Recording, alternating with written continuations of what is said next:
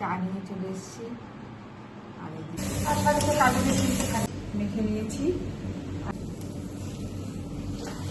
হয়ে গেছে।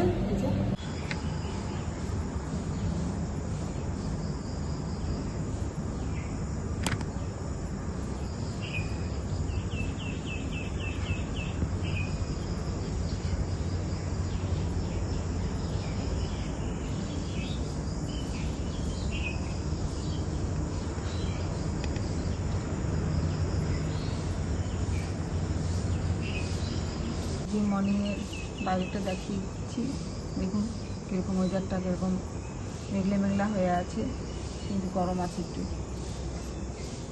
সূর্য মামার দেখা নেই, সূর্যকে খুঁজে যাচ্ছি কিন্তু সূর্য মামা নেই, লুকিয়ে আছে আকাশের ভিতরে।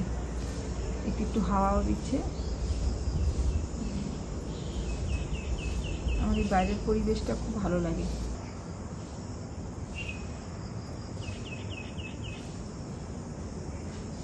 প্রচুর সবজি হয়েছে এবার। জল উঠে গেছে, আদা দিয়ে জল পাখিয়ে ফোটাতে দিয়ে গেছি। ভাবলাম না উঠি বাইরেতে দেখি, আবার মেঘলা হয়েছে।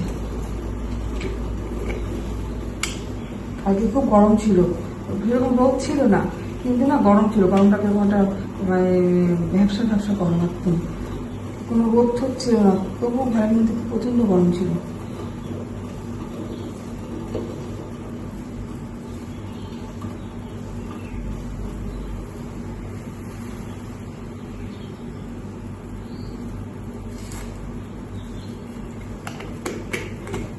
তো আসছে আবার গরম, ভাদ্র মাসের গরমটা।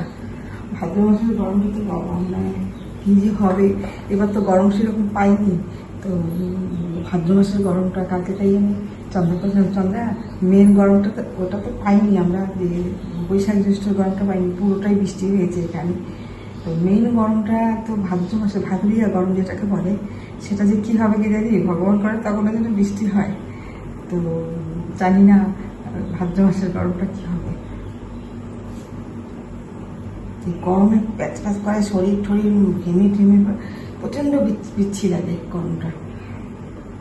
আর খুব শীতটাও খুব বিচ্ছি লাগে।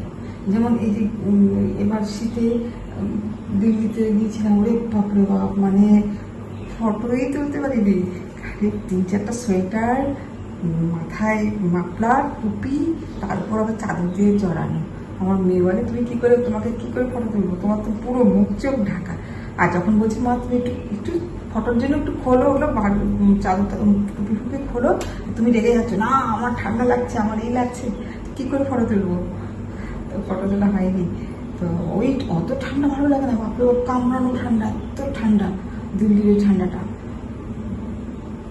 আর হচ্ছে গরম, আমার হচ্ছে গরম ঠান্ডা মাঝামাঝি থাকবে, বেশ ভালো লাগে। হালকা একটা সোয়েটার পরবো, হালকা একটা ভারী ড্রেস পরবো, ওটা ভালো লাগে। কিন্তু ওই মানে অত ঠান্ডা অত গরম আমার পক্ষে সম্ভব না।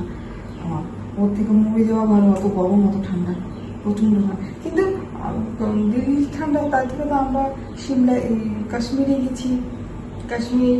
তারপর হচ্ছে সব থেকে যেটা কষ্ট পেয়েছি ঠান্ডা, সেটা হচ্ছে ওটা কী যেন নাম, মানালিতে আমরা একটা কটেজ নিয়েছিলাম, আমরা দুটো ফ্যামিলি গিয়েছিলাম। ও যেদিন রাত্রি 12টায় গিয়ে পৌঁছালাম, ওরে বাপরে বাপ, বলে একটা রুমে আমি শুয়েছি, একটা রুমে ওরা 2 বন্ধু শুয়েছে, আর একটা রুমে মা ছেলে শুয়েছে। মানে ওরাও বলছে, বাইরে বলছে যে জলে কি ঠান্ডা, মানে হিটার কম্বল মানে ব্ল্যাঙ্কেট 3-4টা মানছে না আমার এত, আর বরফ পড়ছে। আর আমরা যে কটেজটা ছিলাম না, কটেজটা চতুর্দিকে হচ্ছে কিউই গাছগুলো ঝুলছে, অ্যাপেল ঝুলছে, মানে এত সুন্দর সিনসিনারি। তখন তো আমি ভিডিও করতাম না, সেরকমভাবে তুলিনি ফটো। এখন মনে হয় যে ওই ফটোগুলো যদি সুন্দর করে তুলতাম, কত সুন্দর আমার স্মৃতি হয়ে থাকতো। আছে ফটো, কিন্তু দেওয়ার মতো না, বুঝতে পারবেন না, বুঝলাম।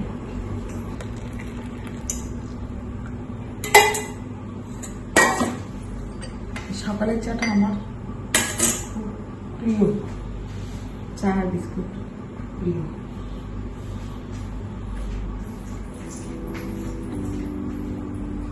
হাই বন্ধুরা, এই চা নিয়ে চলে এসেছি, আর এই যে বিস্কুট। আজকে অন্যরকম বিস্কুট কিনেছি, 50-50, যেটা নাকি স্ন্যাক্স টাইপের, মিষ্টিটা না, 50-50 স্ন্যাক্স বিস্কুট করে এসেছি। আপনারা ভালো আছেন, নিশ্চয়ই আপনারাও উঠে গেছেন। যারা যারা ব্যবসায়ী হোক, চাকরিজীবী হোক, সবাইকেই সকালে উঠতে হয়। সকালে উঠলে না মানে নিজেকে ফ্রেশ করে চা ঠা খেয়েছে তাড়াতাড়ি কাজগুলো করে রাখা যায়। পুরুষ নষ্ট যারা বাইরে কাজে যারা তারা ঠিক টাইম মতন সব কিছু পায়। ঘরের বউ যদি দেরি করে ওঠে, দেরি করে তারা তো মানে তারা তো ঠিক মতো কোনো কিছু পাবে না। তো আমার তো আগে অভ্যেস হয়ে গেছে বিয়ের পর থেকে, যতই আমার কাজের লোক থাকুক যাই থাকুক, আমার ভোরবেলা খুব শরীর খারাপ না হলে আমি ভোরে উঠে যাই। ভোরে উঠে আমার ভালো লাগে। আর এখন তো আমাকে সকাল সকাল ভোরে উঠতেই হয়, কারণ আমার একটা হচ্ছে ইনস্টাগ্রাম, একটা হচ্ছে ফেসবুক, হচ্ছে হোয়াটসঅ্যাপ, এই তিনটে আমাকে এই সকাল দিকেই আমি ভালো করে ফলো করতে পারি। সব কিছুকে কী কমেন্টস করেছে, কোথায় কী কিনেছে, এগুলো ভালো করে ফলো করতে পারি। তারপর ভিডিও ছাড়া এই সকাল দিকটাই আমার টাইম। তারপরে আমার টাইম নেই। আমার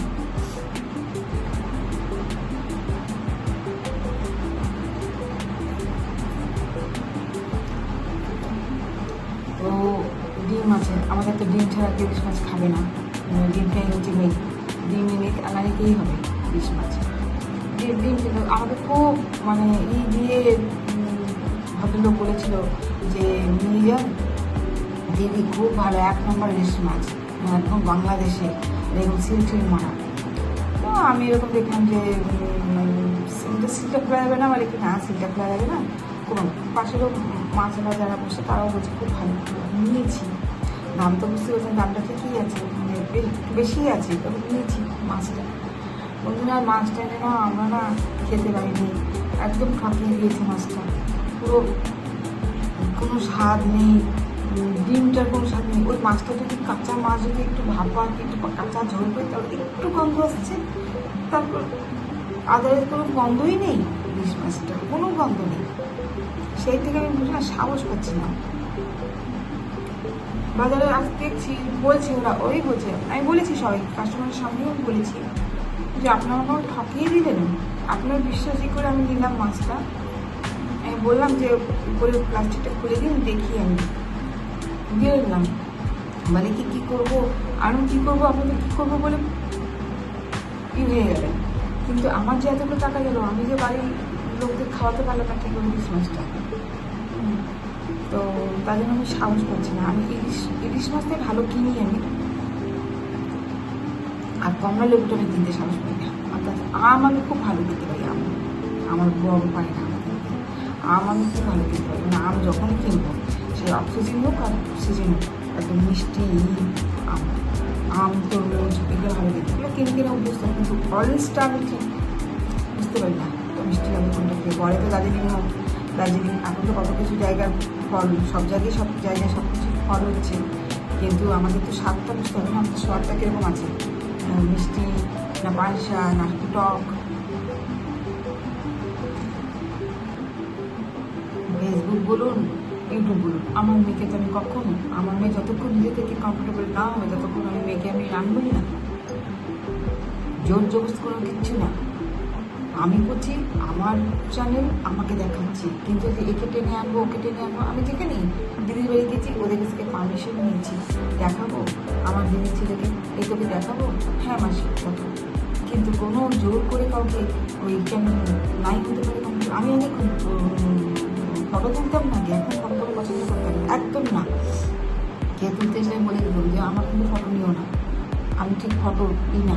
কিন্তু কী দেখুন, এখনও ফেসবুক করছি, ফেসবুকে জানেন ফটোটা খুব লাগে, ইনস্টাগ্রাম, তারপর যে এখন ইউটিউব করছি, তো ফটো তো লাগে, তখন ফটো তুলতে হয়। এখন আমাকে অনেক ফটো তুলতে হয়, একটা ফটো তো বারবার করে যাওয়া যায় না।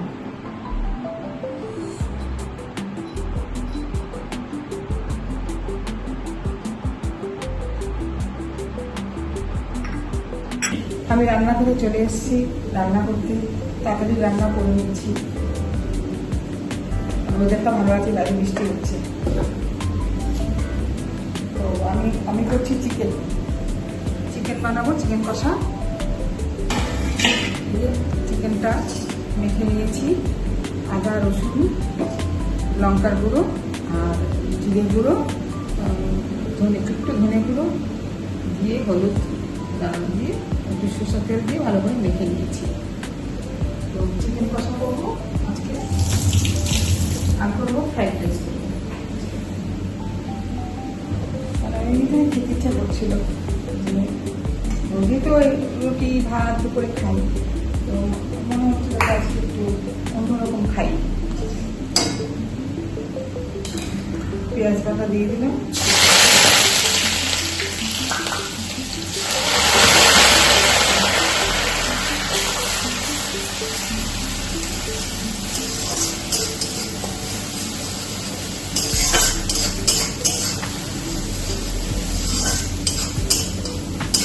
লোহার হয় তো খুব তাড়াতাড়ি গরম হয়ে যায়, রান্নাটাও খুব তাড়াতাড়ি হয়ে যায়। এটা তো রান্না করতে যা মজা না, খুব মজা, মনে হয় যেন রান্না করিয়ে দেয়।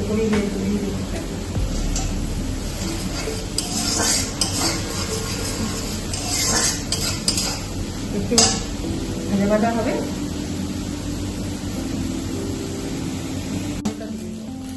পেস্টটা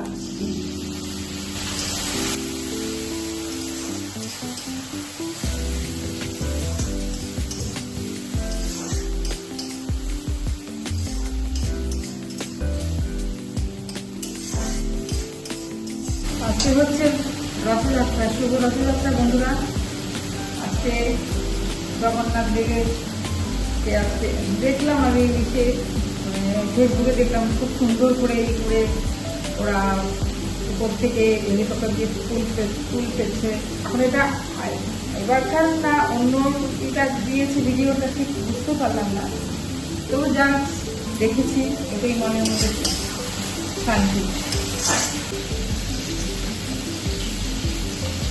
চিকেন কষাটা একটু লাল লাল ভালো লাগে।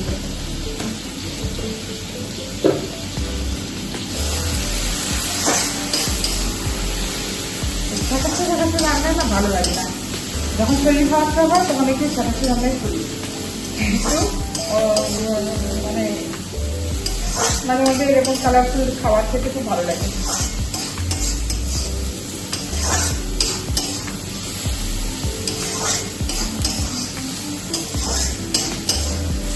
ভারতবর্ষ দেখুন, আমাদের ভারতবর্ষ এত মহান। আমাদের এই ভারতবর্ষে কত মহান মহান মনি ঋষিরা জন্মগ্রহণ করেছেন, কত না জানি আমরা জানতে পারিনি তারা ঈশ্বর মানুষরূপে জন্ম নিয়েছে। যেরকম শ্রী রামকৃষ্ণদেব, বাবা লোকনাথ, রিসার্চ গ্যাস, এনারা আরও কতজন আছেন মহান ঋষি, তারা জন্মগ্রহণ করেছেন।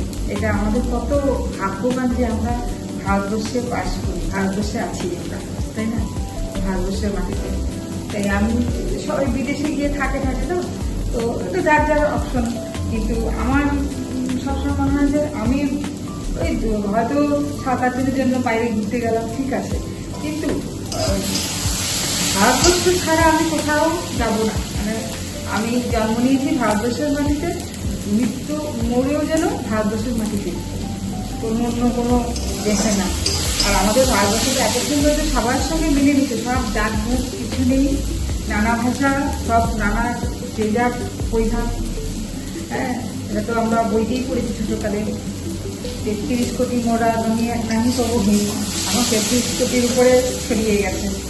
তাই যে বলুন, ভারতবর্ষ আমাদের কত সুন্দর জায়গা। ভারতবর্ষ তো সুন্দর জায়গা, তার থেকে আমাদের পশ্চিমবঙ্গ এত সুন্দর যে মনে হয় না যে পশ্চিমবঙ্গের মতন আমাদের অন্য কোনো স্টেটে আছে। তেল বেরিয়ে গেছে, এবং চিকেনটা দিয়ে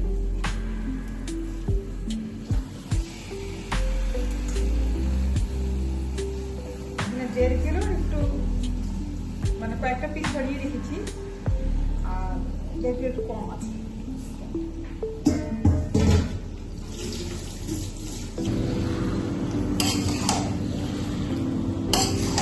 আবার একটা বড় ব্যাপার, সব থেকে বড় কথা যেটা বলতে ভুলে গেছি, যে আমাদের এই বাংলার কত বড় বড় সব আমাদের যে স্বাধীনতা সংগ্রামে যারা লড়েছে তারা সব জন্ম নিয়েছে, হ্যাঁ, এরকম বীর যারা, হ্যাঁ।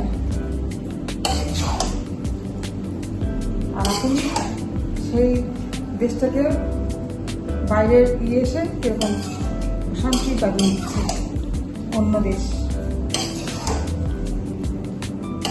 আমার চিকেন হয়ে গেছে, চিকেন কষা হয়ে গেল, চিকেন কষা। এখন ফ্রাইড রাইসটা করে দেবো।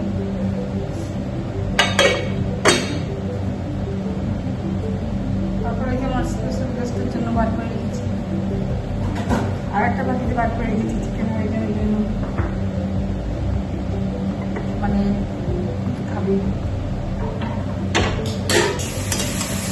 চিকেনটা তো হয়ে গেছে, এখন এই ফ্রাইড রাইসটা করছি।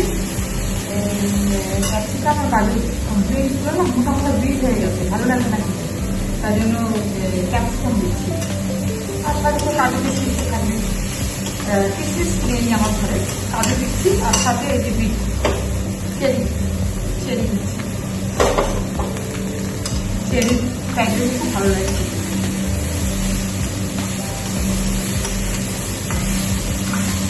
ভাজা ভাজা হয়ে গেলে সেটা কারণ ভাতের সঙ্গে একটু ই হবে, ফ্রাই হবে ভাতের সঙ্গে। আর এই ভাত সকালেই ঠান্ডা হয়ে গেছে।